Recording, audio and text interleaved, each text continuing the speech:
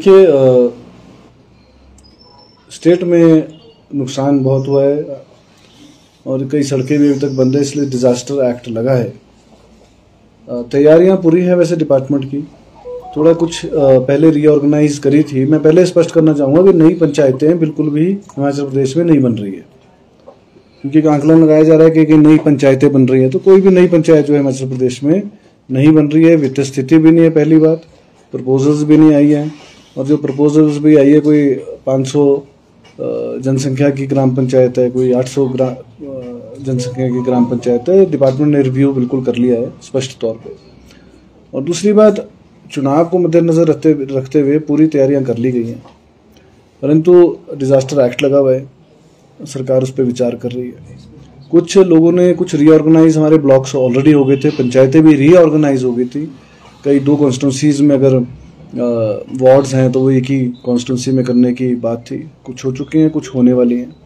कुछ जिनके प्रपोजल रह गए थे उसकी नोटिफिकेशन करी है, और जैसे ये कंप्लीट होंगी तो चुनाव जो है हो जाएंगे। और हमारे हिसाब से जो है, क्योंकि 30 तारीख तो जनवरी में टर्म पूरा आ रहा है, तो हम बिल्कुल तैयारी पूरी है और समय पे चुनाव होंगे। जनवरी माह के पहले ही हो जाएंगे या फिर? बिल्कुल 31 जनवरी से पहले जो वैसे भी ड्यू है। और जैसे मैंने बोला, डिपार्टमेंट की भी पूरी तैयारियां हैं। हल्का फुल्का बदलाव छोटा मोटा है, और 2011 सेंसस के हिसाब से अनुसार ही होना है, तो इसलिए पहले ही हाईकोर्ट के दिशा निर्देश के अनुसार जो है काम कर लिया गया था, और समय रहते चुनाव होंगे। चुनाव आयोग जो है वो कॉन्स्टिट्यूशनल बॉडी है, तो उनकी तरफ से जो है वो रिक्वेस्ट तो नहीं होती है सरकार को। अपनी कॉन्स्टिट्यूशनल बॉडी है, वो अपना काम कर रही है, अपनी प्रक्रिया उनकी अलग रहती है। तो वो अपना काम कर रही है, सरकार अपना काम कर रही है। जी देखिए, हमने मैक्सिमम 90% तो ऑलरेडी कर लिया, 90% ऑलरेडी कर लिया है। तो भूले भटके अगर बाई चांस रह गया होगा, डेट ऊपर होगी थी, तो वो उसको जो है कंसीडर कर लिया जाएगा।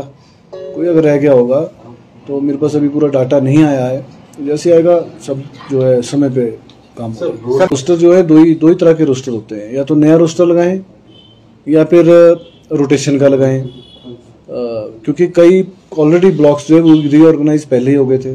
कुछ नगर परिषद में चले गए क्षेत्र, कुछ नगर निगम में क्षेत्र चले गए हैं, कुछ नगर निगम से जो है ग्राम पंचायतों में आए हैं।